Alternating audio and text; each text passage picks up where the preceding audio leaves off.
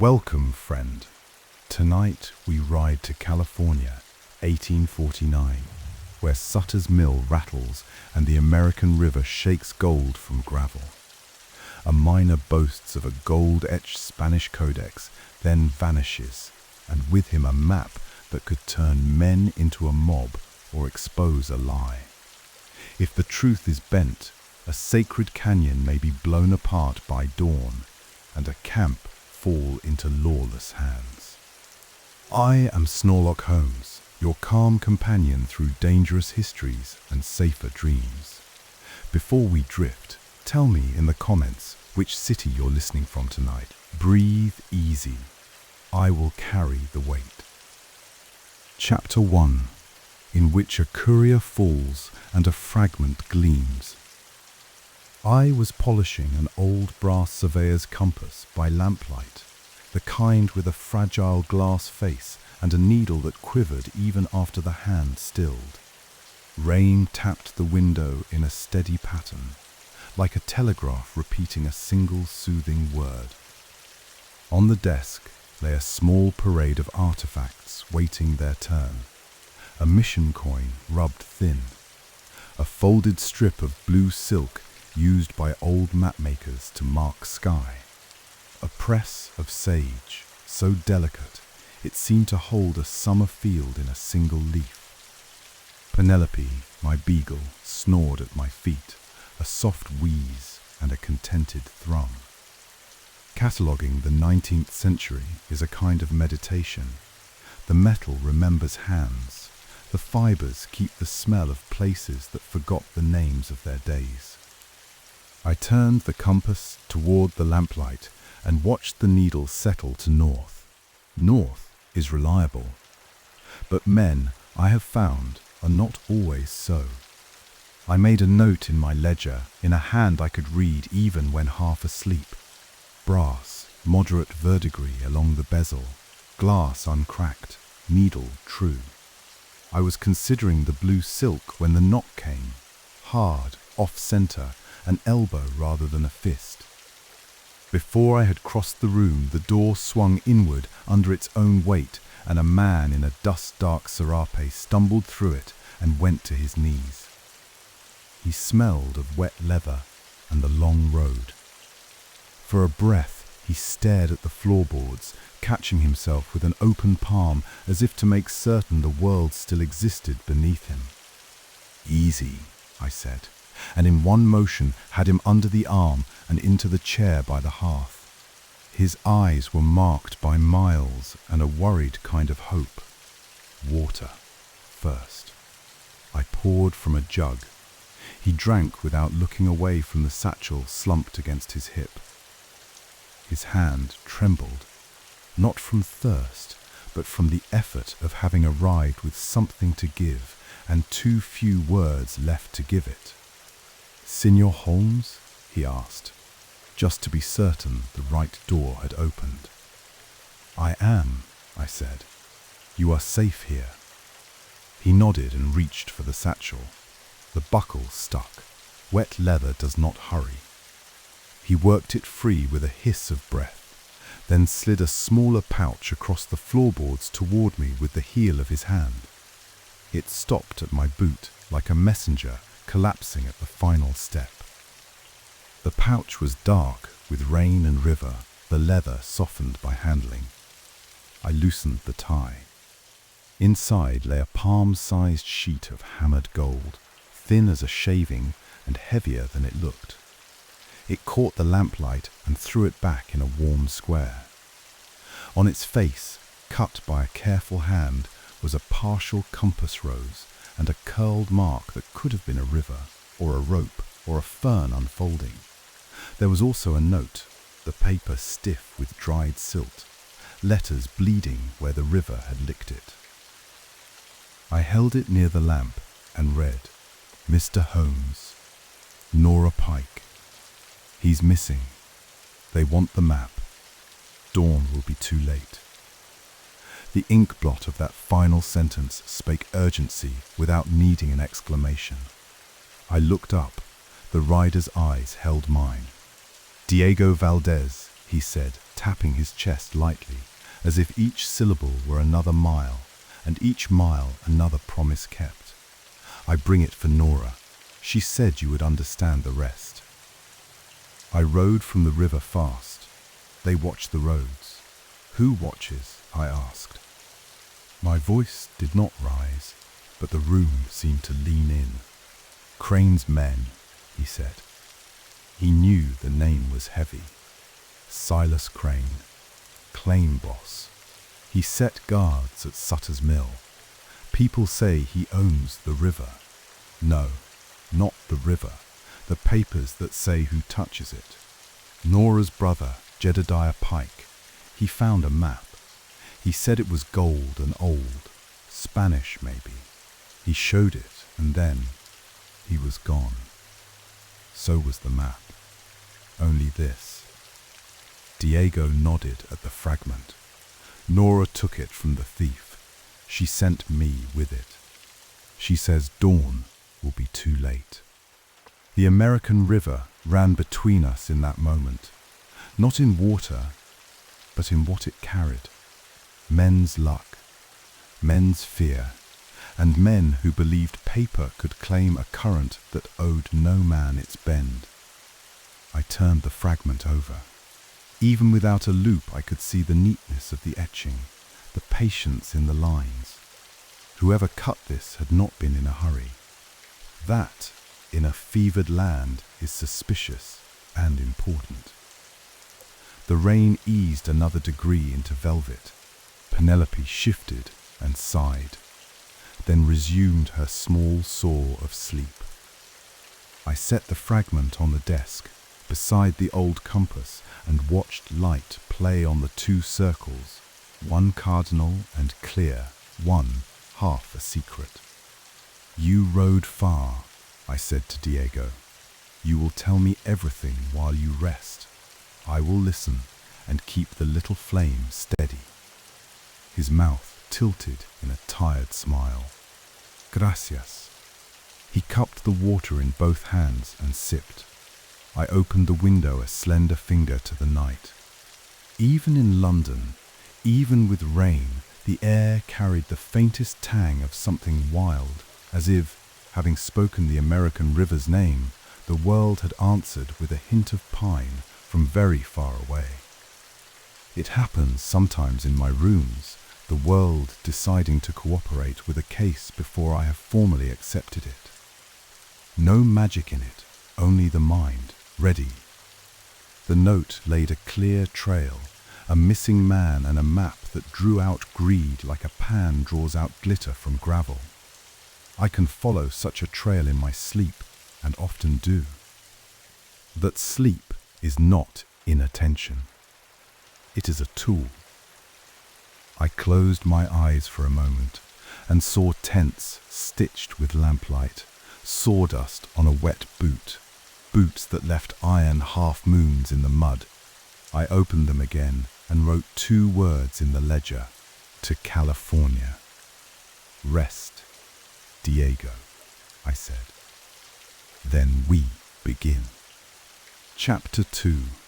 The Courier's Burden, the Fragment Story. The man's breath settled into a shallower tide. His hands relaxed on the arms of the chair, but his eyes stayed bright.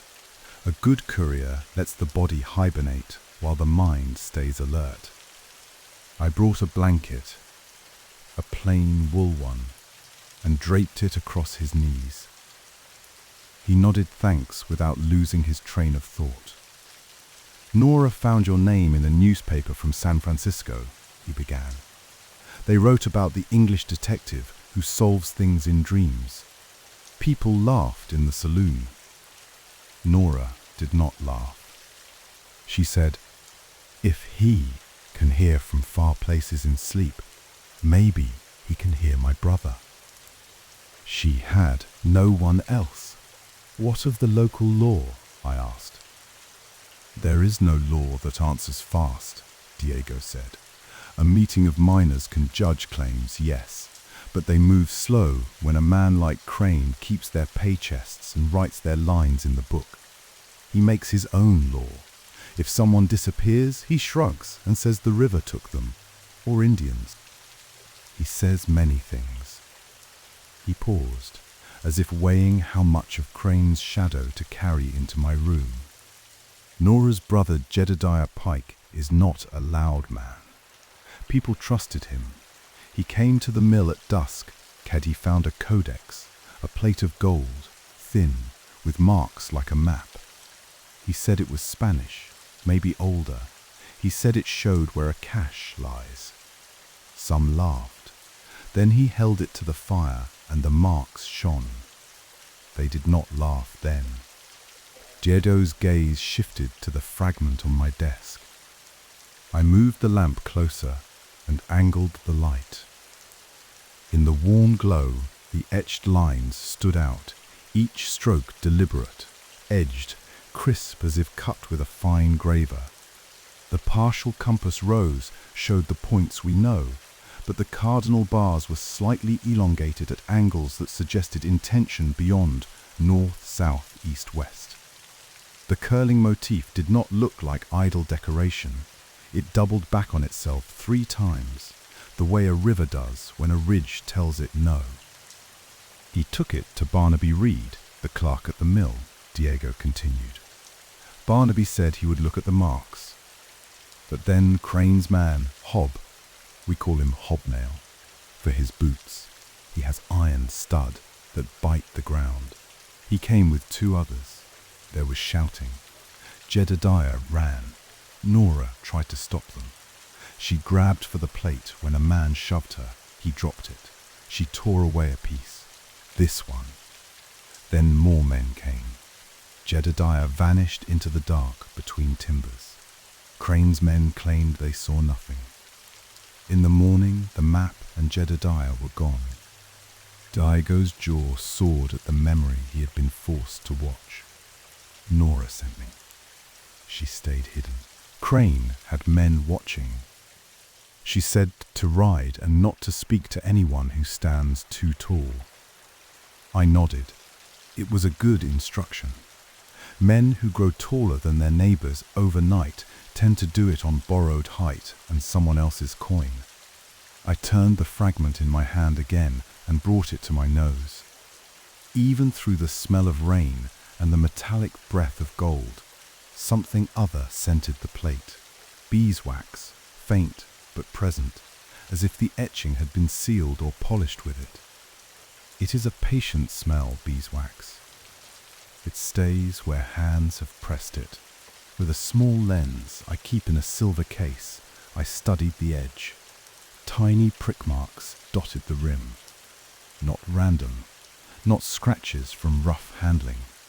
They ran in deliberate pairs and trios, part of them broken by the tear where the rest of the plate had been ripped away. I counted them out loud, each number a soft click. 15. Pause. 5. Pause. 9. A rhythm emerged. If one knows how to count steps with one's fingers, one can count steps with a plate. Under the partial compass rose I found a faint letter cut in the field so lightly it hid until the light found it. An A Latin script, not a flourish, not a maker's mark. A key, perhaps, the first initial of something else. The curl motif reminded me of a river, but also of a glyph often used to denote a spring on older survey maps. The hammered surface showed tool lines consistent with mission-era metalwork. The face had been planished, lightly hammered by a practiced hand rather than cast in a crude mold.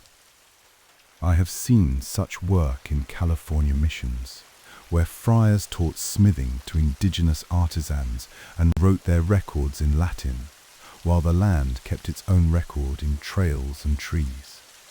In the corner, where the tear had cleared a small triangle, a smear of pale blue silt clung to the gold. It was not London clay. It was a different stubbornness. I touched it with the tip of a match, and it kept its color when dry, the way certain glacial silts do. Not many, but some that sit under foothills and whisper to rivers above them that the long ice once lay there. Diego watched me handle the fragment the way a tired man watches a physician press 2 fingers to a wrist and count. He had ridden hard and now had to sit very still while a stranger audited his hope. Nora also sent this, he said, reaching into the satchel with care and producing a small pouch the color of old grass. The drawstring was a strip of saddle lace. He opened it, and the room filled with a clean, sharp scent, wild mint. Jedediah kept it to sweeten the canteens and to remind him of home. I rubbed a leaf between thumb and forefinger. Mint carries its own map in its veins. It tells you where creekshade lives and where cattle do not linger. I set a sprig beside the compass and felt the room adjust to a new axis, north on the needle and somewhere else on the nose. The newspapers in San Francisco write about gold the way poets write about love, Diego said, his voice steadying. They forget people. They forget the ones who were there before the newspapers, the Nisenan. They have been careful with the river a long time. Now, strangers come with shovels and paper and say, "The river belongs to them." He shrugged with a weary economy of motion. There are many fights. Crane says he keeps order. He keeps power. I let the lamplight dim and spoke quietly, for Diego and for you. After the Louisiana Purchase in 1803, the United States doubled itself in a signature and then sent Lewis and Clark to go find out what it had bought. Trails widened under wagon wheels from Independence to the Pacific. In 1848 at Sutter's Mill, James Marshall found gold in a tailrace, and the news ran faster than any horse. By 49, the 49ers were everywhere the river shone. Sutter's Mill became a magnet. The Sierra Nevada foothills swarmed. Some brought whips and scales. Some brought songs. Some brought nothing but a pan and a hope. The Nisenan were already there, their word for each bend older than any map. I tapped the fragment with the back of my fingernail. It gave a soft ring. Maps matter, I said. So do stories. A gold plate etched like this could be a Spanish mission plate, the work of a friar named Arroyo, perhaps, using Latin and lines to record more than one kind of path. Or it could be a con, a lure to pull men into a stampede where someone with boots of iron waits to step on their hands. Either way, someone is already missing. That makes this not a treasure hunt, but a rescue. Diego nodded, relief mixed with the next worry in his eyes. Nora wrote that dawn will be too late, he said. Crane plans something at dawn. I think dynamite. Crates stamped with a powder mark brought to the canyon. He says it is to clear a blockage where the river turns. That the people who know the land say he will blast a place he should not, a sacred wash.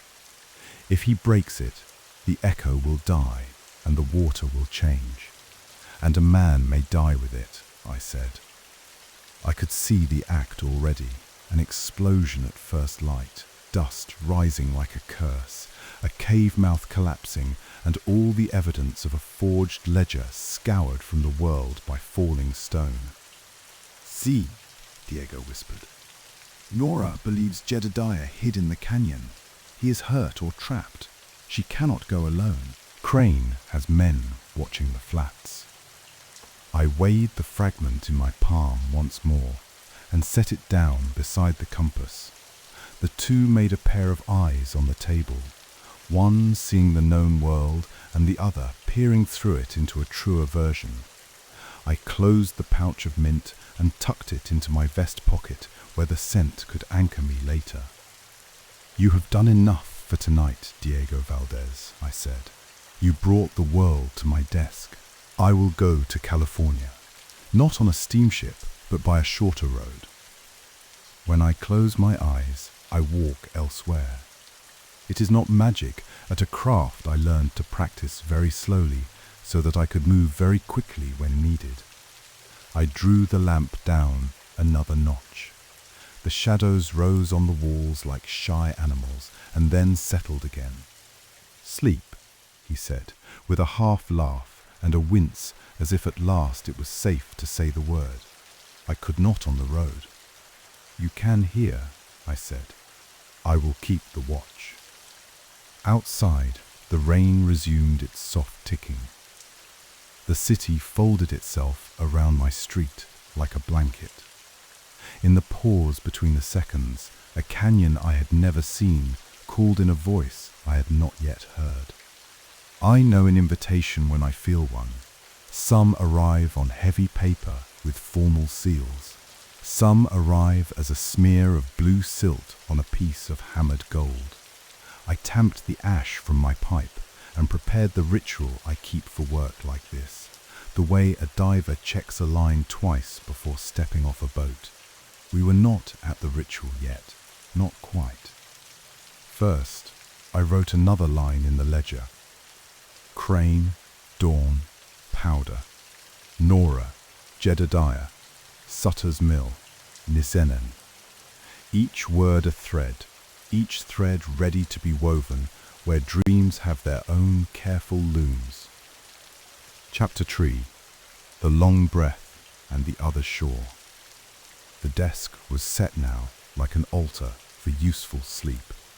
I placed the fragment to the right of the old brass compass. I set the mint sprig between them, the green, a small, bright bridge. Diego's breathing had slipped into the slow cadence of the saved. Penelope, as if satisfied we had acquired one new friend and one new problem, arranged herself into a tighter curl. My sleep ritual is simple and exact. I choose a chair that keeps my back straight and my neck relaxed. I pack my pipe not only with tobacco, but with my own steadying mix. A trace of valerian to invite calm, a whisper of poppy seeds to open inner doors, and the smallest kiss of nightshade, measured in grains not by drama but by discipline. A fraction so slight a scale has to listen twice. This is not indulgence. It is kit, like a compass or a length of line. I struck a match and watched the sulphur bloom and fade, then touched the flame to the bowl. The first draw always tastes of leaf and memory.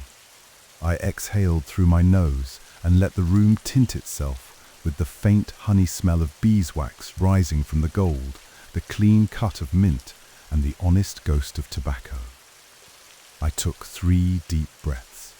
With each, the shoulders dropped, the jaw softened, and the mind, which had been standing, sat down. I dimmed the lamp to a coal and let the rain be the metronome.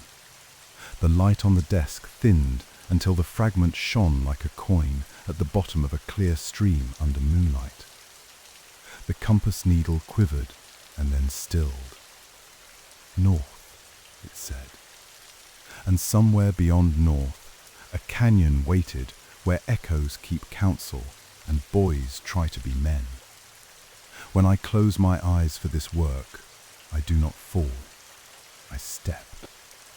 I take the weight from one world and place it onto the other, as if crossing a stream on stones set glush far apart enough to require attention. One breath in London became pine. One exhale became cold air against the bridge of my nose. The lamplight drained to ember, and then to the red eye of a campfire cupped under a kettle. The upholstered chair under me shifted grain by grain into a saddle blanket folded over packed earth. I opened my eyes to hear the American river talking to itself in the dark. It ran not 10 paces away, just beyond a fringe of cottonwoods whose leaves tucked themselves in against the night. To my right, up the slope, Sutter's sawmill stood, its black ribs a silhouette against a minor moon. Lanterns pricked the valley like low stars threaded among canvas tents. A mule huffed, shook its mane, and jingled a bit of hardware. Tin cups knocked softly somewhere like wind chimes tuned to thirst. Coloma, California, 1849. The Sierra Nevada foothills held the night like a secret that would open when the sun warmed the pines. The air was cool and resinous, edged with smoke from a dozen small fires and the lingering wet of the afternoon. Somewhere a fiddle was being tuned, a careful pluck against fatigue. The ground under my boots had the damp skin that says a river is near and willing, and the faint mica shimmer in the dark dirt caught a scrap of starlight and sent it back like an affirmation. I stood at the edge of a new camp and an old place. Behind me, in a world where Diego slept, a fragment lay on a desk like a promise. Ahead of me, in a valley where men tried the earth the way thieves try a door, a missing miner waited for someone to take the next step without panic. Jedediah Pike. I said quietly to the trees, to the canvas, to the river, names help. Nora, Diego, Crane. I weighed each name as if it were a stone in my hand. I let them fall into the water one by one and listened for the echo. The camp breathed. In a few hours, someone with a watch and too much powder might try to reshape a canyon. But not yet. For now, the night held. I lifted my collar against the air, and with the slow pleasure of a man who knows he has arrived where he needs to be and still has time to be careful, I started toward the sawmill's shadow where the first answers often gather like minnows near the smooth part of a current. Chapter 4. Notices in the Night. The first breath of the foothills came to me as resin. Pine pitch, damp earth that had cooled after a day of heat. The American river murmured like a low conversation, constantly there, never asking for an answer. I walked into the dark and the flicker of 100 campfires along the flats of Coloma, California, Sutter's mill, just a shadowed frame at the edge. This was the gold rush in 1849, alive and restless. Tin cups clicked. A fiddle tried a tired tune and did not finish it. Men spoke in low voices about ounces, claims, and dreams. The night was a living thing that did not sleep. We were on the bank where James Marshall had first noticed yellow flecks in the tailrace, a narrow ditch that carried water from the mill wheel back to the river. The ditch still whispered over stones, muttering its rough little lore. Nearby, the notice board carried names and lines drawn in shaky ink, some so fresh they still glistened. New notices were going up, and they were not democratic. Silas Crane's men moved like they owned the dark, boots grinding grit, shoulders pushing through talk and shadow. They pinned paper to planks with a hard, flat sound. Private survey in effect, trespassers fined. The word private had a way of changing the air as if it could shrink the land by force of ink. They had crates under canvas behind them, and the letters on the boards were plain, even in the dim blasting powder. I did not need the word to know it.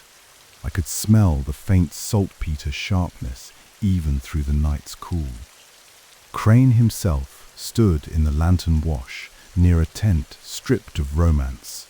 No decoration, only a table, a ledger, and a brass pocket watch he consulted often. He was, as the messenger had said, a black frock coat, scar on his cheek. calm like a man who believed the world would yield if he held his jaw a certain way. He spoke low to his enforcer, Hobnail, whose boots were as named. When he shifted, his iron-studded soles left dotted crescents in the wet sand. He had a rope at his belt for tying more than packages. He looked like a weight that had learned to walk. I kept to the edges. A dream always gives me a few gentle gifts, light where I need it, a quiet when danger is loud. The moon, thin as a shaving of bone, rode above the cottonwoods so I could see the lay of the river. I angled past a pile of rocker boxes, wooden seesaws used to wash gravel for flakes, and slipped toward the tailrace where the first clue would be if there was any justice in a mystery that meant to be solved. There, a sycamore near the ditch's mouth caught the scattered lantern glow on its white bark. At shoulder height, someone had carved a spiral, simple and careful, intersected by 3 short strokes. Not a fancy mark, a clean hand had cut it. The same curling motif as the gold fragment on my desk at home. I did not need to hold the fragment to feel the echo of it here. I put my fingers to the bark. The groove was smooth, recent. Above the line, I felt a crumbly smear along the cut. I brought my fingers to my nose. Beeswax. The same soft scent that had clung to the gold plate, as if someone had sealed an etching to keep it from tarnishing. Beeswax on a tree is an odd thing, unless you know what to look for. It means a sign left on purpose, protected from rain. Below the mark, the ground was scuffed, and a little cluster of leaves had been crushed under a heel. I rolled one between my fingers. Mint. Wild mint was common along the banks here and tasted like clean water when you rubbed it in a canteen. It also smelled strong when crushed. The messenger had brought a pouch of mint, say Jedediah Pike always kept some. Here, the smell was fresh and sharp. It was a greeting from the missing man, close in time. I listened. Not for a ghost, for boots. Dugan's studs made a clear sound. Scrape, click, scrape, a metal note at the end of each step. He moved somewhere to the south of me, looping wider than necessary, the pattern of a man taught to flank rather than charge. Crane's voice floated over the water, not yet a threat, but the kind of calm that holds a fuse between 2 fingers. I followed the sycamore's sightline. The spiral wasn't random. It pointed like a finger that draws a slow circle, then marks a place with short lines, 3 strokes like a shorthand for 3 somethings. 3 gullies, perhaps. 3 steps in a plan. I let the thought rest. It would return when I needed it. Camp life wrapped around me, sleepy and harsh at once. Men argued about the price of a shovel and spoke tenderly about families they hadn't seen in a year. A dog slept under a table and twitched in its dream. Someone sneezed in the darkness and said sorry to no one. Every sound had a place. So did the silence of a missing man. I walked the edge of Crane's posted notices. They were not legal in any true way, not yet. In 1849, California's law was a patchwork. Miners' meetings settled disputes, a rough democracy held where courts had not yet arrived. That a man like Crane could bend a meeting by fear and by the weight of a forged line. If he had the ledger and a handful of men behind him, the canyon would bend with it, or break. The mill loomed as a simple frame against the stars. The tailrace's water had cut deeper than when Marshall first saw gold. The banks here gleamed with mica flakes, fooling a tired eye into hope. I knelt and let the water run over my hands. Cold, clear. Very und es hier hausa me, the polges shoes and to purr, smiger rampelera. It carried little bits of the Sierra Nevada in it, ground to powder by age and ice. I rubbed my fingers together and then touched the bark again. Beeswax, mint, the spiral with 3 marks, 3 paths perhaps, 3 signs in plain plants. The gold fragment at home had prick marks around its rim, a careful counting of spaces. If this was a language of simple things, scent, step, number, I was already listening in. A laugh cut across the ditch. Hobnail Dugan had found something amusing. I did not turn. I learned a long time ago that turning to a loud man gives him half what he wants. A calm detective keeps his eyes on the work. I circled away from the sycamore, taking in how Crane's men stood. One watched the path to the east, where the hills rose in 3 humps. 3 again, like a hand with 3 fingers held up against the sky. A local name formed quietly in my mind. The miners called that ridge by a simple label, 3-Finger Ridge. It would come up again, I was sure, like a friend you did not know you needed until you heard your own voice speak his name. I let a little less of my weight cover the ground as I moved and left the mark on the bark as I had found it.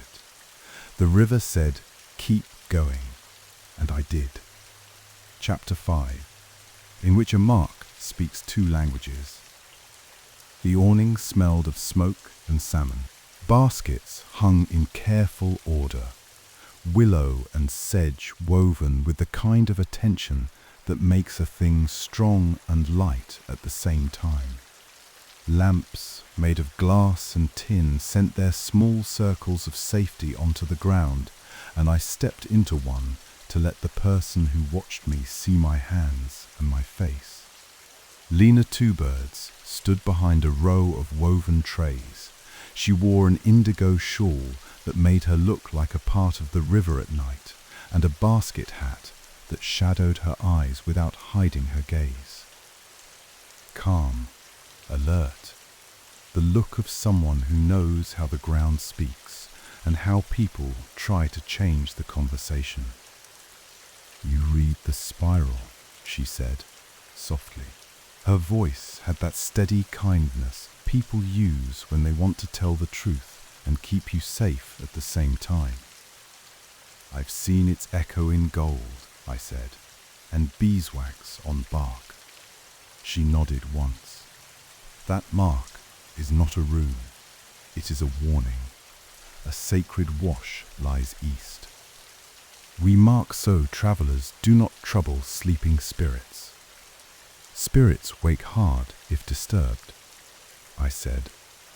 "Or men do," she replied, with a brief wry tilt that could have been a smile. She slid a small parcel toward me on the table. "You are not with Crane. You scent the mint and look at the ground before you speak. So I will risk you."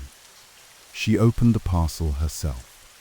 Inside was a scrap of paper brittle from fire.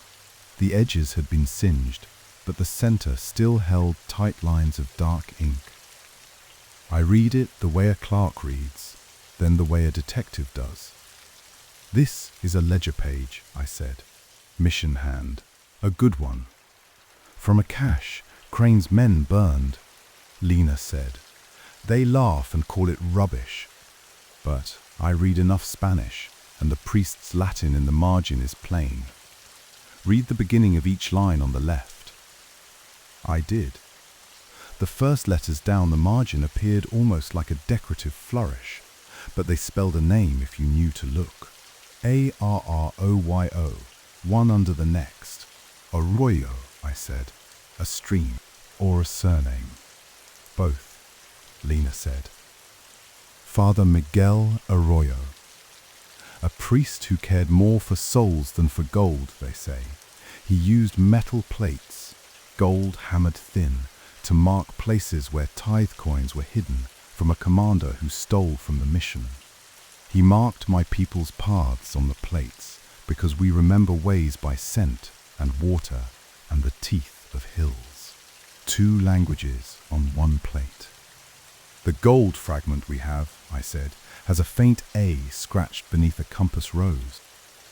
It could be his signature, or an instruction. She nodded again, eyes catching a bit of the lamplight. People here talk about a codex as if it were Aztec. 1 story to make a bigger story. But this place is not Mexico City, and these plates are not about a city lost in vines. They are about a canyon that echoes. An echo that sounds like a voice, I said. The elders call such places guardians, she said. Not because stone is a person, but because we agree to listen when it speaks. It keeps you honest.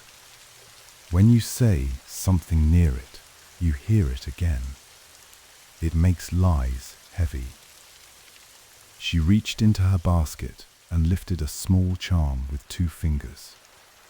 It was a braid of grass, delicate as a bird's foot, with a pierced copper coin threaded through, dark with age. I found this near Jedediah's bedroll, she said. The coin is from a mission. See the worn cross, the patina. I took it. The copper felt cool, the hole smooth where twine had rubbed it for years. A smear of pale blue silt rested on one edge, stuck fast as if it had dried there. The same color as the fingerprint streak on the corner of the gold fragment Diego had delivered. I lifted it to my nose, the way people do when they try to remember something and don't want to admit they're guessing. It smelled of metal, old sweat and clay, pale blue clay, I said. I saw a seam of it close to a ridge, shaped like 3 fingers against the sky. 3-finger ridge, Lena confirmed. There is a glacial seam there that makes clay the color of a winter sky. If you step in it, it keeps your story on your boots all day. Jedediah stepped in it, I said, and someone else did too. The smear or the fragment. The same or this coin. The coin threaded into a charm. Why would a man put a coin in a charm? So he doesn't spend it, she said. Or so he remembers what cannot be spent. She stood very still for a moment, listening to the thin night, and then looked back to me. Crane's men follow questions. 3 people have been beaten this week for asking about the cave. 1 more was found breathing shallow by a willow and left there. We helped him breathe again. He keeps his eyes on the ground, as if he has seen too much light. You risk much to hand me this, I said, and I set the charm down as if it were tender bone. Risk is what a person carries when the land is underfoot, she said. I do not ask you to save a treasure. I ask you to stop them from blasting a place where our people tell old things so they don't slip away. She leaned in a fraction. If Crane buries the cave and the ledger together, he buries proof. Proof is slow, but it changes a meeting when a voice tells facts back. In a way even men with guns can hear. Does Nora Pike trust you? I asked. Lena's mouth softened. She is a sister. Some words need no language. She waits upriver, where the water makes a white noise you cannot hear from camp. She went there to keep out of Crane's path until your face arrived. She will not wait long. I rolled the charm in my palm once and then gave it back to Lena. Keep this until we need to ring it, I said. It may have another use. Ring? She tilted her head. Every space has a tone, I said. Even rock hums when the air pushes right. Copper knows how to find a note. She studied me for the time it takes to stir a thin stew. You mean to make the cave sing, she said. I mean to make the truth louder than fear, I said. A soft gust rolled through the awning and plucked at the baskets. We both felt the shift, the way a horse feels a hand go still on its neck. Lena lifted her chin slightly toward the left. Hobnail, she said in a whisper that did not need more words. I stepped back into the dark beyond her lamp circle and slipped between two stacks of rough-cut timbers. Dugan's boots clicked where my feet had not been. He looked at the spiral symbol on the sycamore before he looked at anything else, as if a man had told him to memorize the line rather than understand the meaning. He sniffed, probably for tobacco or fear. He got mint and did not know what to make of it. I went the other way, into a night that, for a moment, felt friendly. Chapter 1. The watch's hand moves faster. Some chases are loud affairs. This one had the volume of a cautious breath. Dugan did not run. He dragged his mass along the flume and watched the ground like a wolf that had been taught to count. He was not rushing.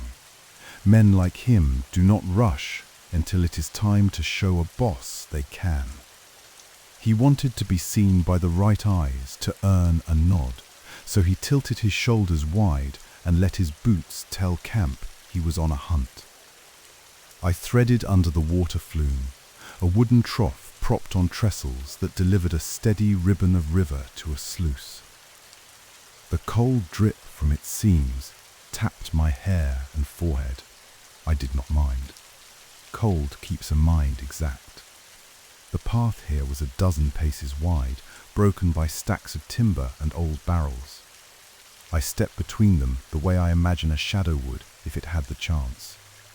Voices came from ahead, not too far. Crane's voice, braced and clean. Another man's voice, lower, answered with, "Yes, sir," at the points where a man says it to keep his job. "We blast the canyon at dawn," Crane said. He did not raise his voice, but every consonant was a nail. We drop the face and collapse the teeth. It will come down across the mouth like a fist, and then we are done with Ghost City nonsense. The ledger goes east with my name on every line that matters. Some of the men don't like the talk about guardians, the lower voice offered gently, testing. "We sell iron, not stories," Crane said. "Fear keeps a man from a fight. Fear makes him obedient. Either way, the fuse burns." He paused, and I sensed the tilt of his head, though I could not see it. Pike thought he had leverage. He had a pretty story on a plate that points to a hole in the ground and a few pages that make me look like a thief. I am not a thief. I am the law's placeholder until Sacramento bothers to send a judge. The lie in his sentence flexed like a muscle under skin. He believed it. That made it more dangerous. He would blow a canyon and bury proof because he thought he was cleaning a room. "He's not dead," the other man whispered, and now I could hear the edge of fear. "If he were, I would not need dynamite to fix this," Crane said. "He is holed up, hurt but not dying, or we would smell him by now. He knows the game." He tore a piece of the plate and waved the rest around camp for a night to make his point. The first man to find him gets a bonus. I want this over before breakfast. The watch in his hand clicked shut. That small metal sound cut through the night like a verdict. Dawn was our deadline. Not noon, not the next day, dawn. Dugan had stopped to look at the prints near the flume. He crouched. I stepped back into the dark, pressed one side of my body against a barrel, felt cool iron hoops through canvas, and breathed out slow. Panic is a poor tool. It makes noisy feet and stupid plans. I considered the ground. Mint grew here in little nubs where water trickled from the flume. Dugan stepped on a patch and stood still for a second, probably surprised by the sudden clean scent in a place that smelled of animal and sweat. If I could trust him to find mint under his boots, I could trust him to betray himself by it later. A plan formed itself in that simple odor. Dugan moved on. I moved the other way. Even low voices carry sometimes, and they carried now. I slipped behind tall sacks of flour near a tent and settled there to listen while Crane laid out his neat little universe to a listener I could not see. "The miners' meeting is at first light," he said. "We will present a clean ledger and a clear map of claim lines. Barnaby will keep his mouth shut because he wants to keep his job. We will have the only book in the room." "Barnaby sometimes shakes when he speaks," the other man said doubtfully. "He shakes because he cares," Crane said. "That makes him easier to handle." A frightened clerk is a careful one. He had misread that clerk. Men who shake may still be brave. I filed it away. If Barnaby was a man who shook, he was also a man who had drawn every line of every claim for 2 seasons. If he had any spine at all, his knowledge was a better weapon than Dugan's fists. Knowledge wins in bright rooms. It also wins in caves that make lies sound ridiculous. Crane's voice drew closer. I slid back. At a certain point, there is no farther to go. The hills stop, be polite, and become stone. We were nearing the paths that forked toward the ridge. A mule brayed, a startled bark of a sound that covered my small footfall. For a sliver of a second, I stood in open ground, and the moon made a slice of me silver. Dugan turned his head. It was time to move, not away, but into a better sentence. I stepped under the flume again and let the water tick my shoulders. I took a slow breath and watched for the open weave of the night, where a man could pass without becoming a story. The river made its steady hush, and in that hush a new sound pressed through. A throat of stone, far off but clear, gave one firm note, the kind of sustained hum a cave gives when a breeze meets its long mouth at the right angle. The land made a tone like a giant bowl be struck by a wooden mallet. It reached across the dark and settled in the sternum. Crane heard it because he stopped. Dugan heard it because his head snapped to the east and he crossed himself without thinking he had ever learned to. The other man whispered something about a guardian. Crane waited 2 seconds longer than he should have to prove he was not affected. When he spoke, his words were more aimed than before, like he wanted to push them hard enough to occupy a space that did not need him.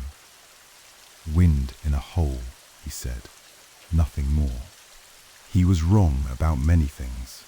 He was right about one. Wind makes a voice when you give it a throat. I had heard the cave assert itself. It did not make me fear. It gave me a tool. The chase ended not with a fight, but with a choice. I did not lead them to Lena. I let the flume carry me a few dozen paces west, then cut north into a stand of sage. Sage has a particular grip on the ground. It holds a slope the way a careful parent holds a child's arm at a busy road. It also smells like distance in a cold room. I sat there among it and let my breath become the one thing in the world I could entirely control for a minute. The night was not a wall. It was a slow hallway. I had time to think, and thinking is what pulls dawn back enough to make something that matters happen before it arrives. Chapter 2. Compass by Scent and Step. I chose a quiet grove where the ground wore a blanket of needles. The pines here kept watch over a little patch of sage that took the moonlight like a calm lake. Far enough from camp that voices were only pieces. Near enough that danger kept me honest. I set my back to a stump, not because I needed to lean, but because humans like to have something behind them when they're about to do mathematics with their lives. I took the gold fragment, or rather, I took out my memory of it, dreamwork allows that, and laid it on a flat stone in my mind while I arranged the real artifacts Lena had given me. The charred ledger scrap lay to one side, safe in a fold of my coat. The mission coin sat centered dark and patient. I set a little skein of mint I had plucked earlier on the other side. Simple things, each with a voice. The fragment, in waking life, had prick marks around its rim, not random decoration, a count. The kind of dotted border a man makes with a sharp point when he wants to record number without writing digits. The faint Latin A scratched beneath the compass rose was no flourish, it was a key. Rotate by A for Arroyo, A for the first letter in a series. You could rotate a plate to align scent and slope if you had an instruction. The spiral cut on the sycamore at the tailrace had 3 short strokes intersecting it. 3 lines. In my mind, I set the fragment's rows to 3 positions and watched the way imaginary rays fell across an imaginary landscape.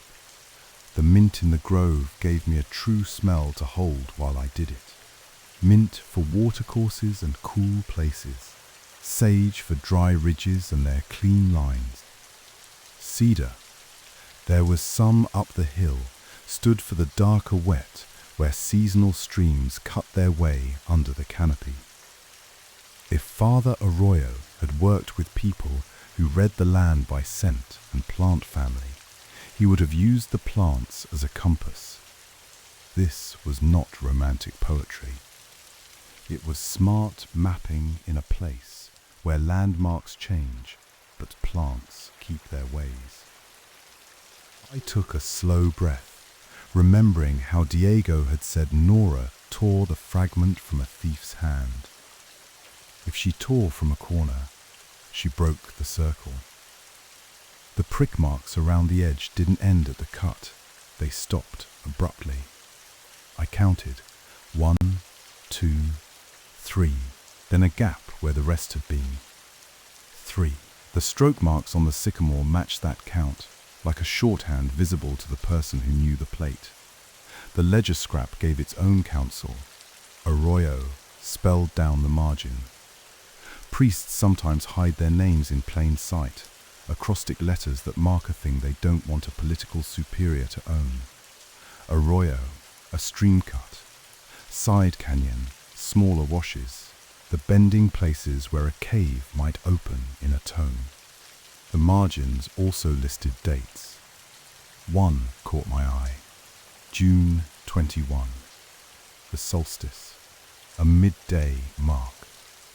If you work with shadows, solstices give you a clock you cannot argue with. A steady noon like a nail hammered into the year.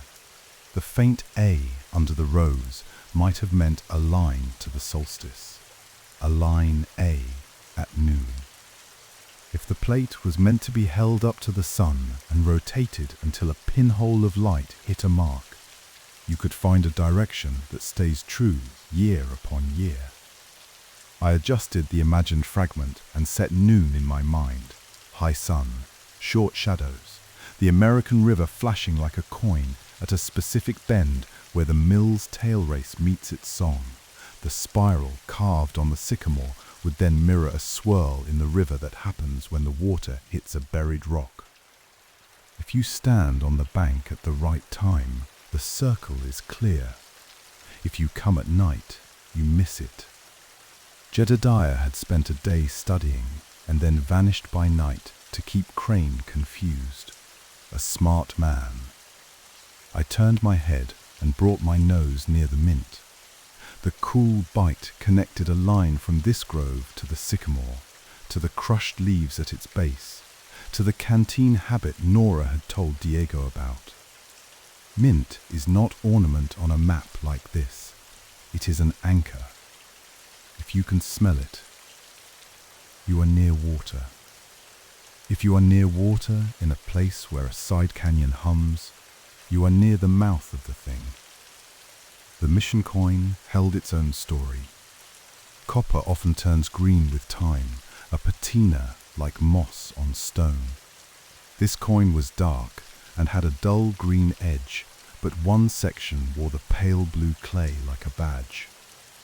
The same clay I had noted near Three Finger Ridge. If the coin had been used as a charm, it would have swung and tapped and rubbed that clay into its edge while someone ducked into a cut in the ridge. Then the coin would have rung against rock and told a man whether this was the right mouth by returning a note with a certain pitch. This is not magic. This is physics you can hum. I spoke aloud, not for anyone, but because sometimes the ear needs to hear what the brain believes.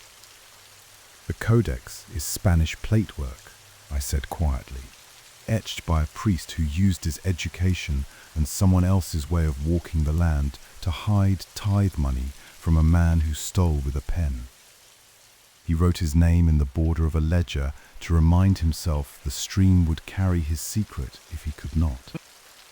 And he marked a place with scent and sound. A cave that takes wind and answers questions with a tone. I gathered the pieces of the case into one small, plain sentence so that a waking mind could keep them later. Jedediah Pike found a plate. He tore it to keep Crane from knowing everything, and then he used the part he had to guard a cave where proofs lie. Crane wants to blast the cave and bury those proofs. Dawn is his deadline. Dawn is ours. I folded the ledger scrap and tucked it inside my coat, then set the coin on my palm and flicked it lightly with a fingernail. In the grove's hush, the ring was a simple high note. It faded quick. In a stone throat it would linger. I would use it as a tuning fork in a rock choir. The pale blue silt was my last confirmation. I had seen it where Three Finger Ridge throws three humps against the sky to the east of camp. A glacial seam runs there, old and stubborn. Clay like that clinged. Crane's men would find it on their soles by accident. I would use it as a line if I needed to. It is a relief when nature puts a bright pen stroke across a map for you. I let my shoulders find the stump again and recapped aloud in plain English so anyone listening inside their own sleep could follow. We are at Sutter's mill. Silas Crane is about to blast a canyon. A missing miner, Jedediah Pike, holds a piece of a gold plate that points to an echoing cave. A Nisenan trader, Lena Two Birds, knows the land's signs. A priest named Arroyo embedded two languages in one codex. Our job is to keep a sacred place from being hurt, to keep a man from dying in the dark, and to make a forged ledger fail under the light of a miners' meeting. I stood.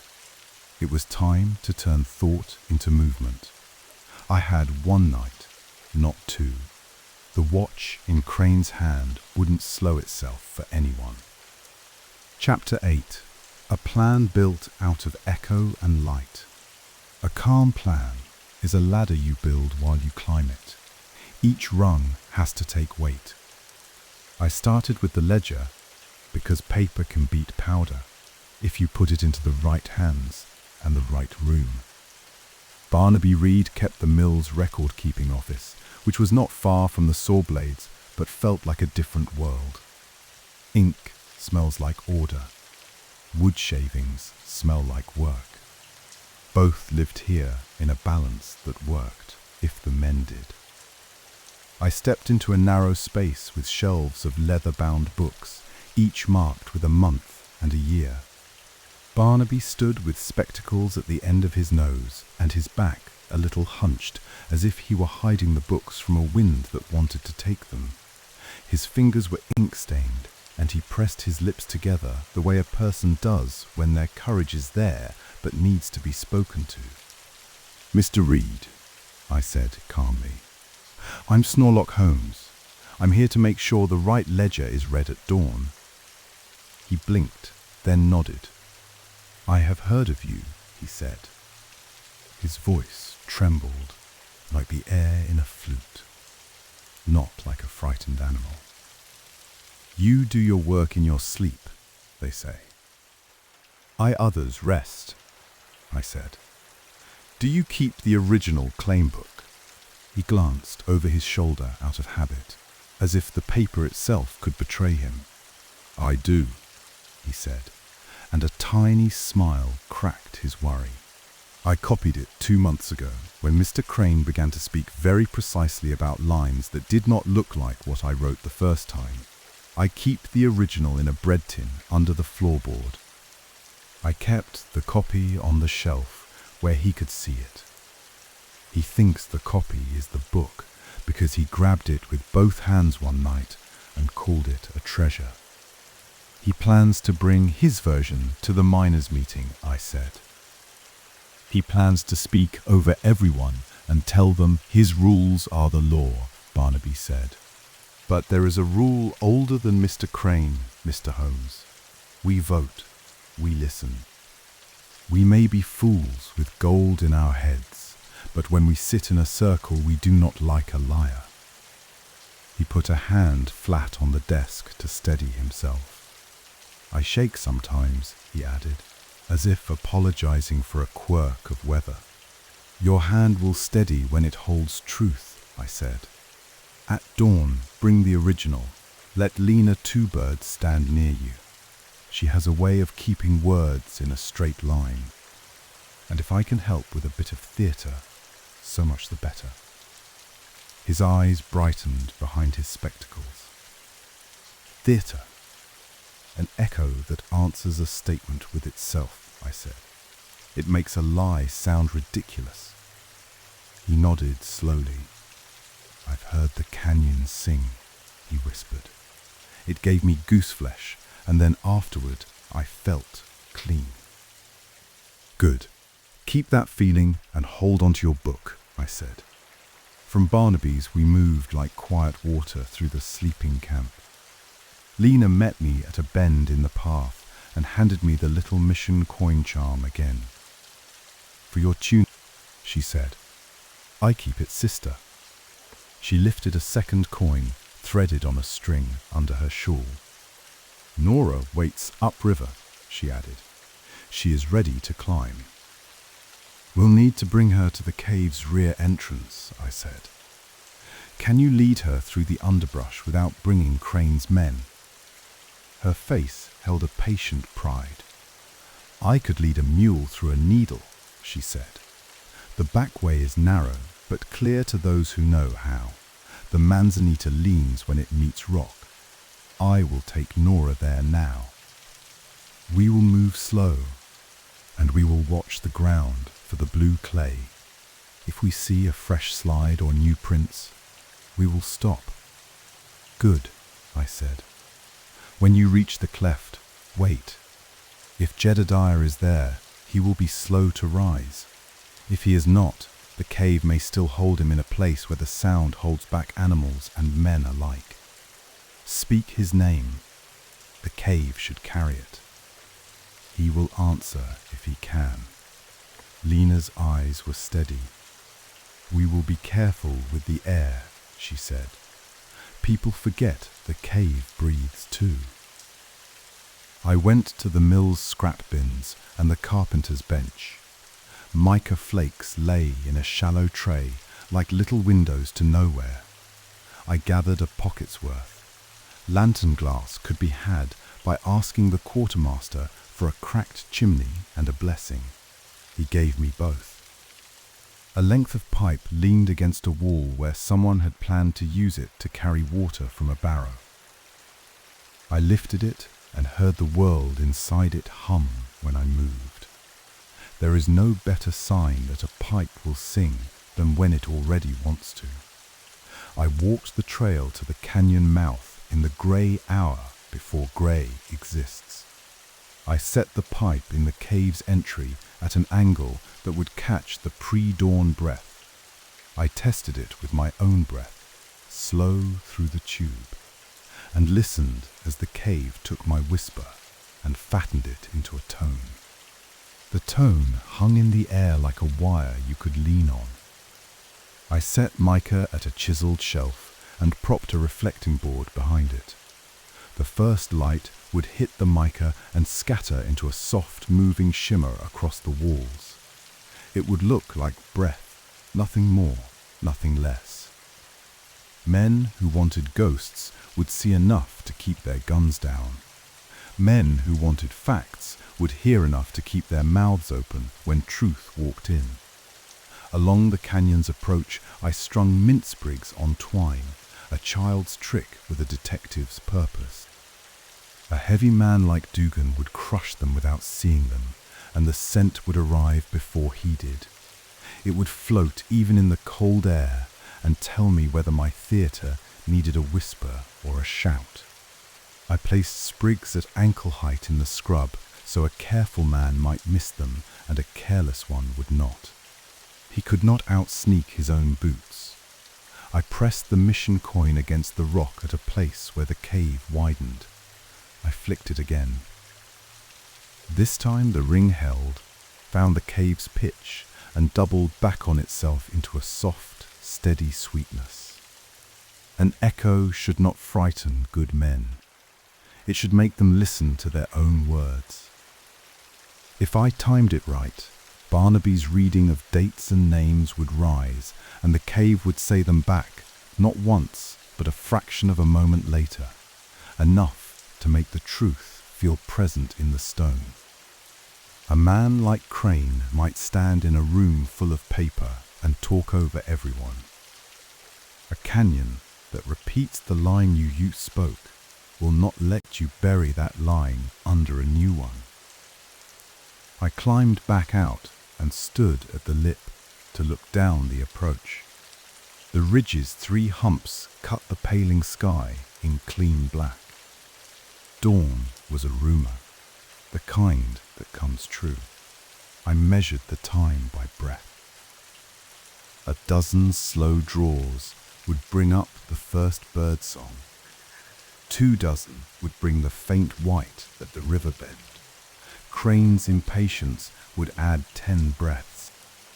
Men like him count minutes like coins and think the river will speed up for them. The river never does. Bootsteps came along the lower path. I smelled mint before I heard the studs. Good. Dugan was where he needed to be to make my plan honest. A second scent rode the air, a wisp of beeswax. Someone had handled the gold plate or a candle that sealed it not long ago. The cave's mouth took both scents and made them whole, as if it were already doing for smells what it would soon do for words. I crouched and looked at the coil of fuses Crane's men had stacked near a canvas-covered crate. The crate could blow a slope into a story if a hand was careless. I did not need to touch it. I only needed to be ready to put out a fuse when a desperate man tried to make his point with fire. The calmer the hand, the quicker the pinch. You do not fight a flame with fury. You close 2 fingers and you take away its air. The plan sat in me like a well-made chair. Barnaby would come with the true ledger. Lena would bring Nora through the back cleft to find Jedediah and help him walk if he still could. I would make a voice in the cave that lapped each of Barnaby's facts with a tone fit for a steady heartbeat. Dugan would come up the approach and announce himself by scent. Crane would arrive with a watch and a deadline and find that time had grown a second voice that did not belong to him. I stepped back into the cave's shadow and practiced one sentence in a low, even tone. "We will speak in the old way," I said to the rock. "One person says what is, and the earth repeats it so no one forgets." The cave sent my words back to me ragged and soft, the way a tired child repeats a promise to be sure it doesn't slip away. It was enough. Outside, the sky lightened by a shade no one who sleeps all the way through morning ever sees. That is the colour of the inside of a robin's egg, faint and ready. I wiped my hands, not from sweat but from habit, and set the coin in my vest pocket. I placed the cracked lantern chimney in a little niche where I could light it with one match and turn glass and mica into breath. That match would be for the next part, the part where other people joined the plan, the part where fear turned into listening. I let the cave breathe, and I breathed with it, and we both waited for dawn to show us if we had judged the hours right. Chapter 9, in which a cave sings, a ledger speaks, and dawn stands down. Pre-dawn grey held the canyon like a cupped hand. The light was pale as tin, the kind of hour when even brave men speak softly. I waited, debts inside the echoing mouth beneath Three Finger Ridge, the same ridge Lena had named, the same ground Crane meant to scar.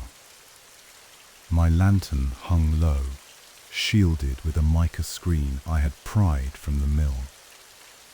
The glass wavered and multiplied the flame into drifting shapes that looked like breath on stone. I tested the pipe I had set into a crack.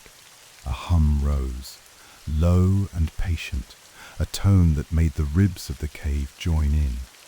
It was not a trick, not in the cruel sense. It was the cave, speaking back to any steady sound, and I gave it a voice that calmed instead of shouted. I let that tone thrum and fall and thrum again, as if the earth itself breathed. Outside, men gathered. The scrape of crates, the careful clink of fuses and caps, and the heavy, telltale step of Hobnail Dugan's iron-studded boots, each tread a dotted crescent in damp dust.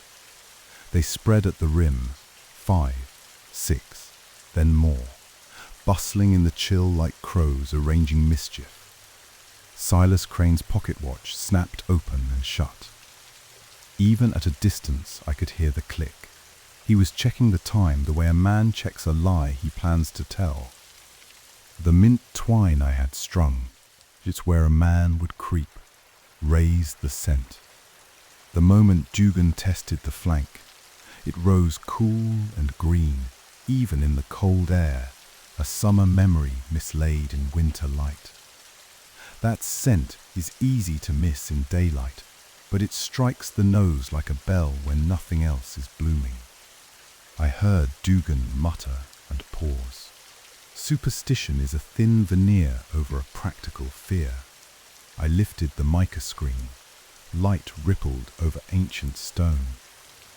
The mirrored lantern turned a flat wall into a moving skin of glow, the figures shifting with the flame's tiny draft. In the quivering silhouettes, a body appears to lift and settle, as if someone unseen breathed at the edge of sight. The hum from the pipe steadied. It was not loud. It was unhurried, like a hymn you barely remember but cannot forget. Crane spoke first. "Bring those crates forward. We set charges at the mouth. No need to fuss with tunnels. Dust for breakfast." His voice did not carry the joy of the destroyer, only the efficiency of a clerk with dynamite. He meant to erase complication before sunup. I stepped forward until I was framed in the lantern's wash. I kept my hands loose and empty. "Good morning, Silas Crane." My voice went out into the cave and returned equal, a twin laid over the first, deeper and older. It made calm sound heavier than orders. Crane's head snapped toward my voice. He scanned the ridge, then the canyon floor, then the dark. "Who's there?" "Hobnail Dugan knows," I said. "He knows a boot print from a cartwheel, and he knows mint from mule. Stand easy, Mr. Dugan. Step lightly. The air is listening." Dugan swore under his breath and stopped moving. The men shuffled. One made a sign with his hand at the corner of his jacket, more habit than piety. "You'll not scare me with church house tricks," Crane said, but I heard the thinness in it. He had not planned for anyone to speak from inside the ground. "I brought no church house," I said. "Only a book and the law you have used when it suited you. The miners' meeting decides claims at Sutter's mill. Not a pocket watch, not a crate, not your signature upon your own words." The hum leaned into my last word and then fell back like a great cat resettling its head. It made truth sound carved. On cue, Barnaby Reed came into view at the outer lip of the canyon, fingers white around a leather-bound ledger. He was a small, stooped man against the raw slope, but he had put on his spectacles, and that gave him a sort of armor. "I have it," he called, voice shaking and still true. Both, in fact. Crane pivoted, surprise folding quickly into that loyally smile he wore like a collar. "Mr. Reed, up before the sun." "For industry's sake, I hope." "For honesty's," Barnaby answered. His words were simple, and simple words carry far before dawn. He held up the original claim book of Sutter's Mill in one hand, its corners soft from hundreds of entries, and in his satchel the copied book Crane had doctored.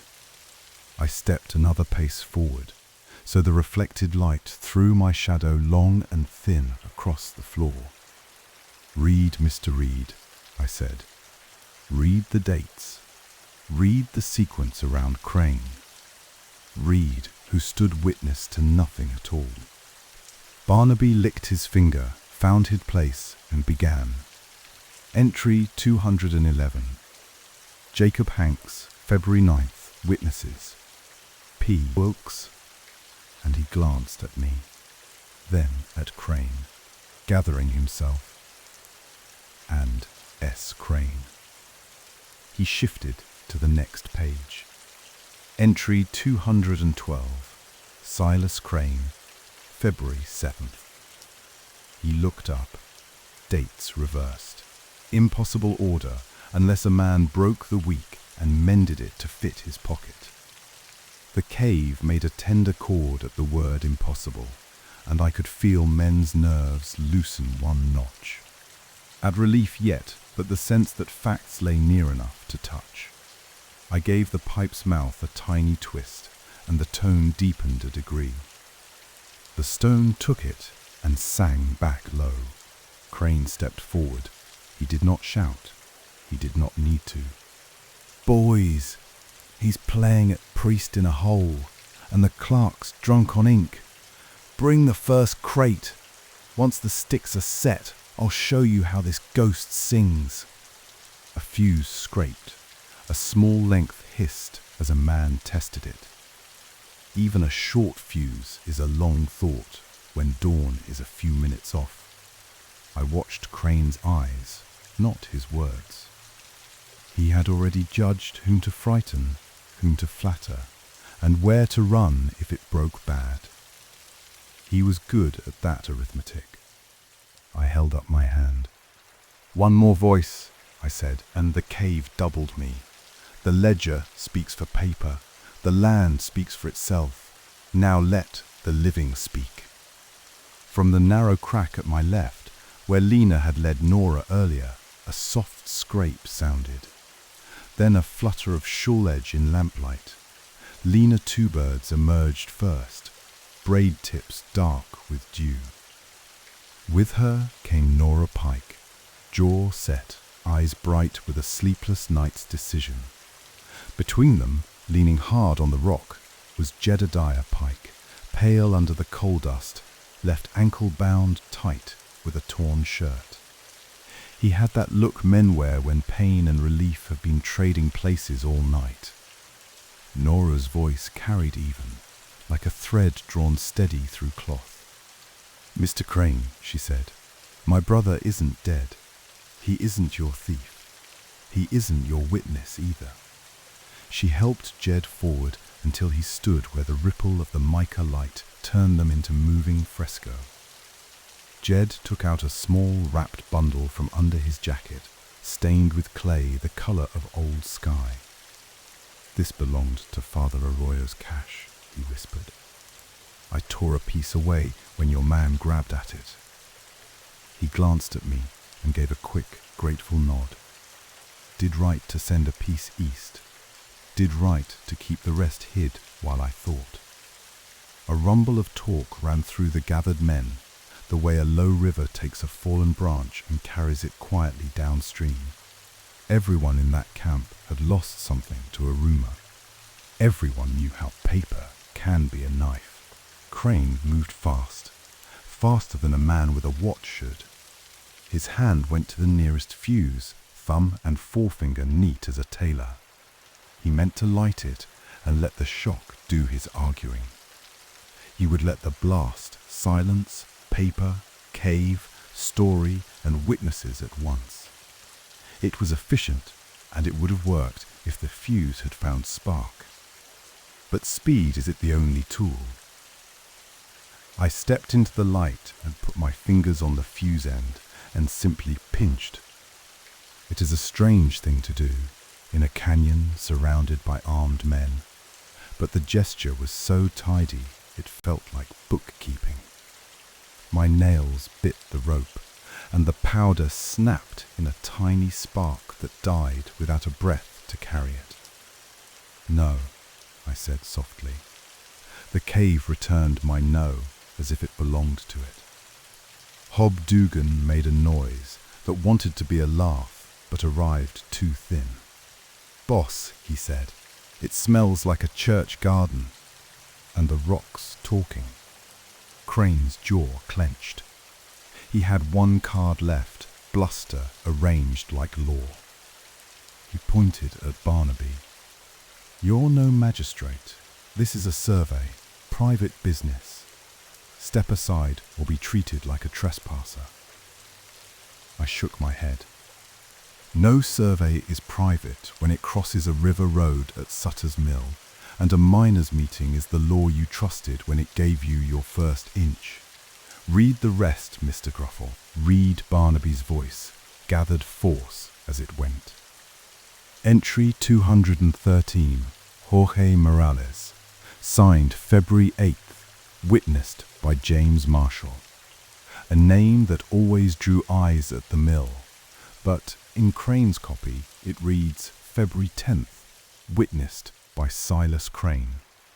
And here, gentlemen, is where the ink is wrong twice. Two signatures shown on the same day in the same hand. With a flourish I put on only when I reckon I have time.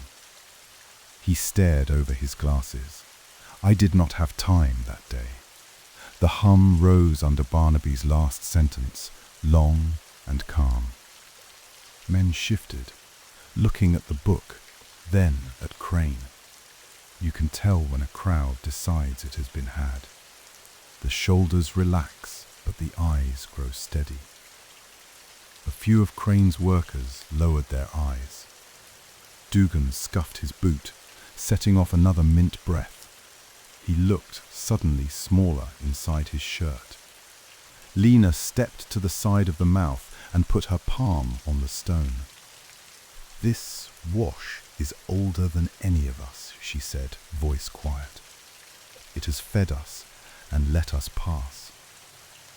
It has a cave that makes singing easy, but the song is in the mouth that speaks it. The priest's gold wasn't anyone's. It was a map for leaving gifts safely, nothing more. Jed nodded. I found it wedged where the plank parted, he said. Aztec talk was a miner's joke, not mine. I kept the joke running because sometimes a joke shields truth until truth has backup. He took a slow breath. I never meant to stampede anyone. Just keep Mr. Crane from burying proof.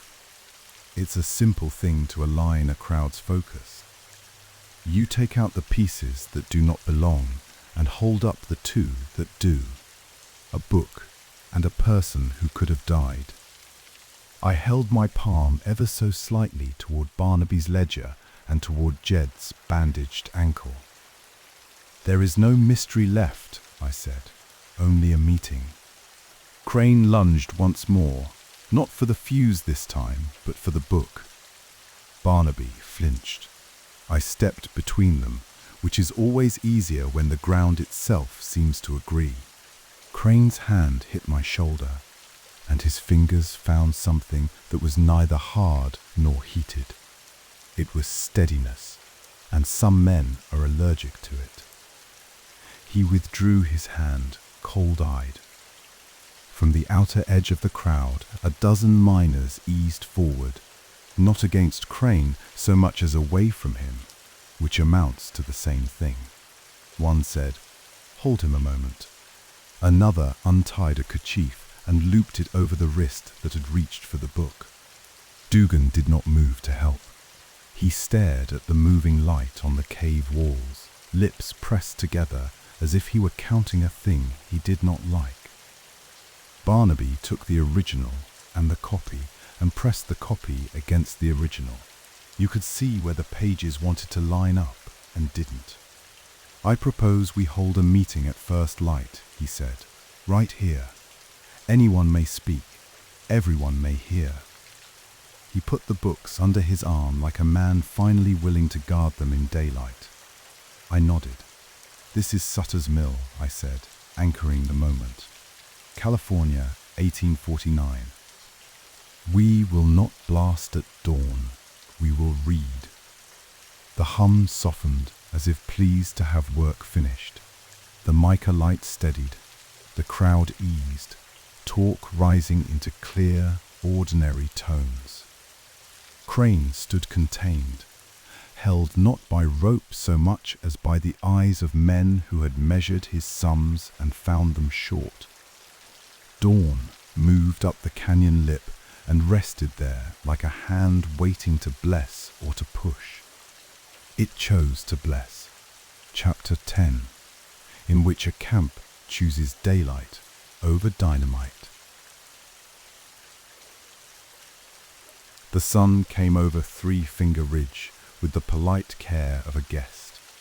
Where it touched the canyon walls, the stone turned the color of bread dat out of the oven. Chill lifted slowly, then all at once. Someone brewed coffee in a blackened pot, and the smell joined the mint that still clung to the air. The miners formed a rough circle on the flattened gravel, hats in hands or pushed back on heads.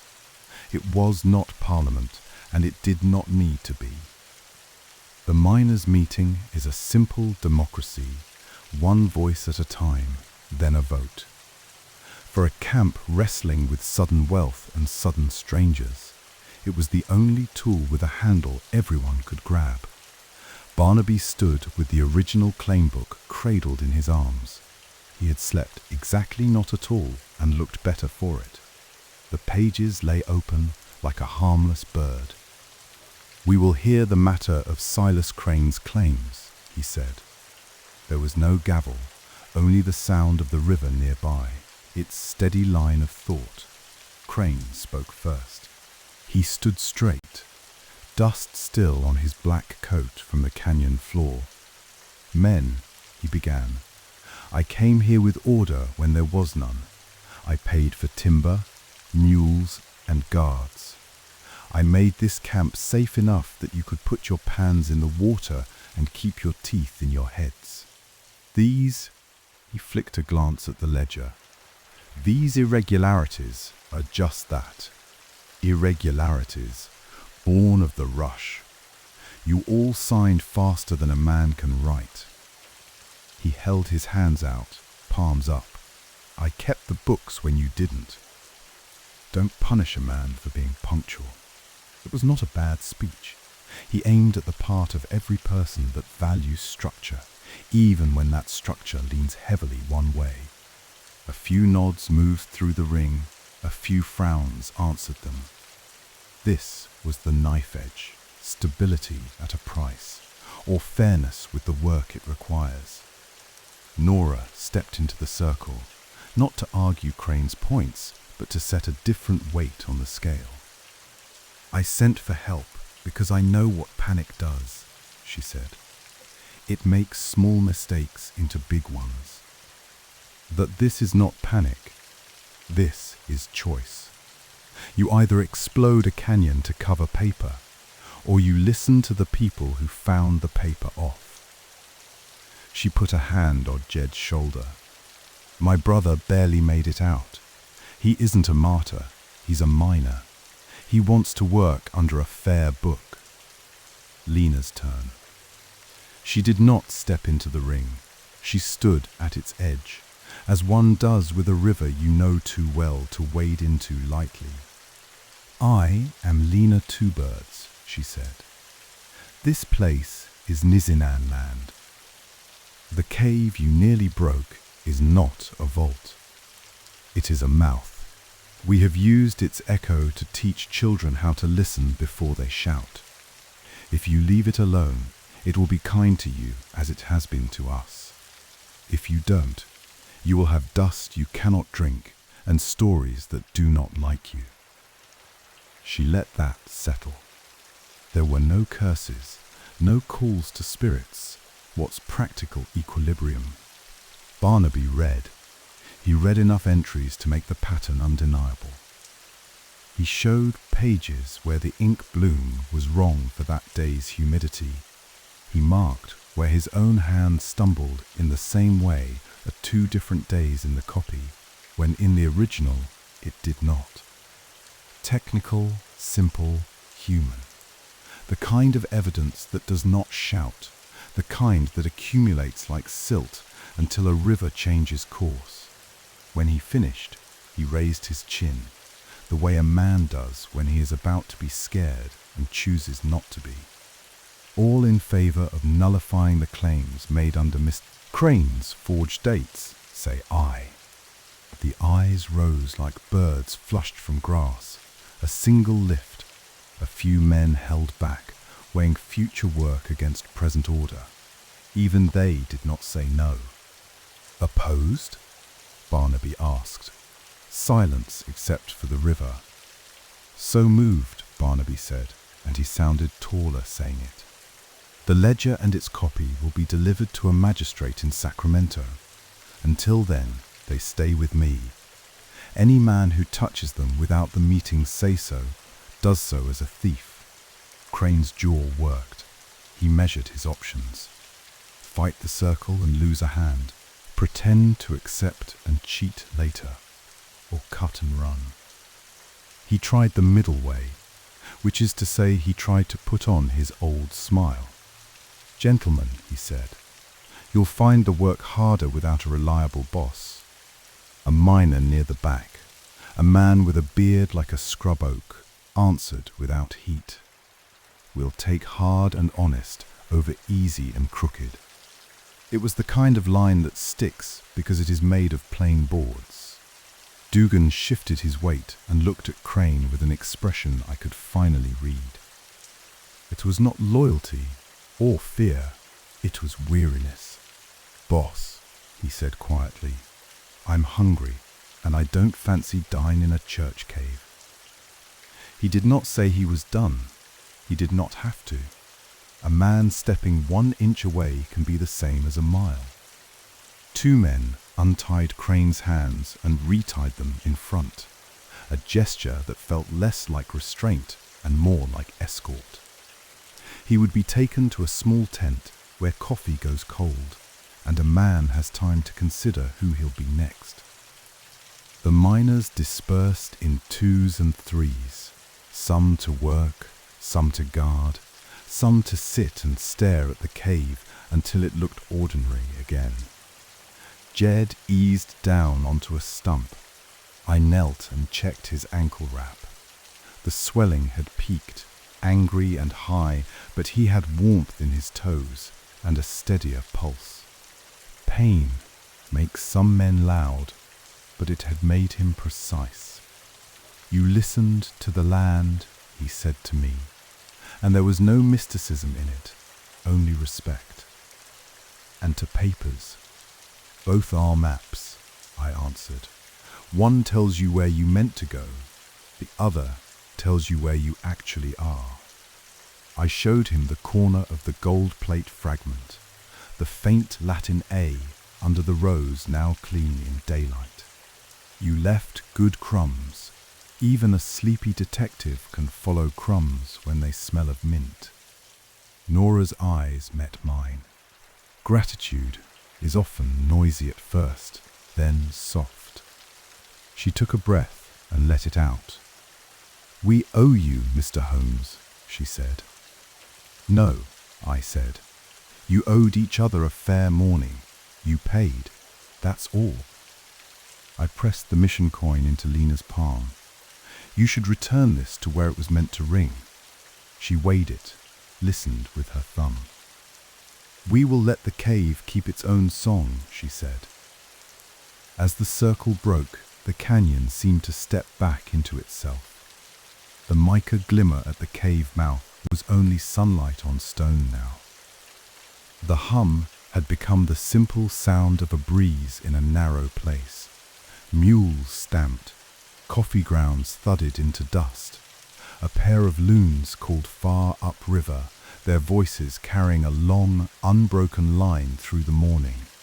I felt the dream loosening its straps.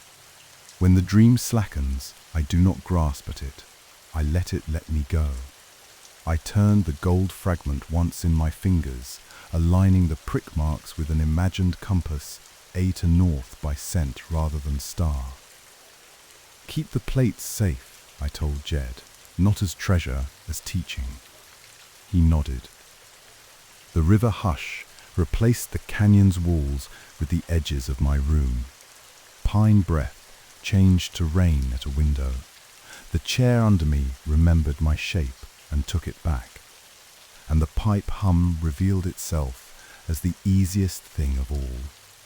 Sound of steady air in a quiet house. On my desk, the fragment lay where I had left it, beside the old brass compass. I rotated the plate under the lamp, and as the A lined with the north needle, the tiny prick marks fell into their distances like beads finally finding their thread. The scent of crushed mint hung faint, as if the plant had napped here while I was away. Diego's pouch had shifted on the desk. Beside it lay a folded note I had not opened before I went under. I broke the small seal. In a clear hand, resolute and relieved, it read, "Dawn was not too late. N.P." I smiled into the lamplight, then dialed the flame down until it made a small, patient moon. The rain kept its even counsel at the window. In the mind we had left, a canyon was whole. A ledger was truer than it had been. A man was alive who might have died, and a promise had been laid like a river stone. Leave the cave unmarked. In the room I sat in now, those truths wore quieter clothes. They became the soft confidence that comes when dawn has done its job and does not need to be watched anymore. There is nothing left to solve tonight. No fuses, no traps, no footfalls to follow except the ones that carry you to sleep. Let your shoulders drop under you like heavy coats shrugged off in a warm room. Notice the small sounds, and give them names so they become friends and not strangers. The tick you hear is the lamp cooling slowly. The whisper is rain rehearsing an old lullaby of a glass. Far away, if you like, you can still hear the American river talking to itself about gold and mica and mint. But even the river has pulled its voice low. The fire in the grate has stepped down from flame to ember. There is a particular hush when wood stops burning and starts remembering it was once a tree. It exhaled all night, and now the last breath is the kind that doesn't need lungs at all. The coals tap faintly as they settle. The ash arranges itself the way a blanket arranges itself when you stop fussing with it and let it do what it knows. Somewhere in the house, Penelope the beagle turns in her sleep and chooses a new angle against her cushion. Her sigh lands in the room like a feather. If you like dogs, you may borrow her. She will watch the door of your dreams without moving. She is old enough to know that most doors do not need guarding past midnight. Let your breath be the meeting that goes well. In through the nose, out through the mouth. No speech needed. The vote is always yes to softness now. The spine lays itself down one vertebra at a time, like a row of books returning to their shelf. The neck lets go. The jaw says, "I have spoken enough," and forgets to clench. The tongue finds room. The eyes ease under their lids, those courteous curtains that draw themselves without a tug. If a thought arrives with a hammer, set the hammer down next to the ledger and tell it you will build in the morning. The ground of your bed is sound. If a memory arrives wearing boots, ask it to leave them by the door. The floor is dry. If a worry arrives with a fuse, pinch it gently and you will see that it never lit at all. That trick works as well in a room as it does in a canyon. Rain goes on with its work, slow and even. It does not ask you to listen to every drop. It only asks to be a backdrop big enough to make quiet feel like a choice. The night outside is large and kind. It holds your house the way the canyon held the cave. It will hold until morning and be glad that it did. Imagine the American river one last time, if you like. Not the rush and splash of day, but the deep channel inside it that moves whether anyone watches or not. That channel is your breathing. Slow and sure. The surface may sparkle with small things trying to be important. Let them. Underneath, the true water goes on and on and on, and never in a hurry. The lamp now is nearly out, a single quiet star behind smoked glass. When it goes, it will not leave you. It will simply become the dark you already trust. Let your hands be heavy. Let your feet be far away from thought. Let your back become part of the chair, and then part of the bed, and then part of the night. There is nowhere to go that is not here. There is nothing to do that is not rest. Good night, friend. Breathe and be carried. I will keep the first watch, and then the second, until the third never needs to come at all.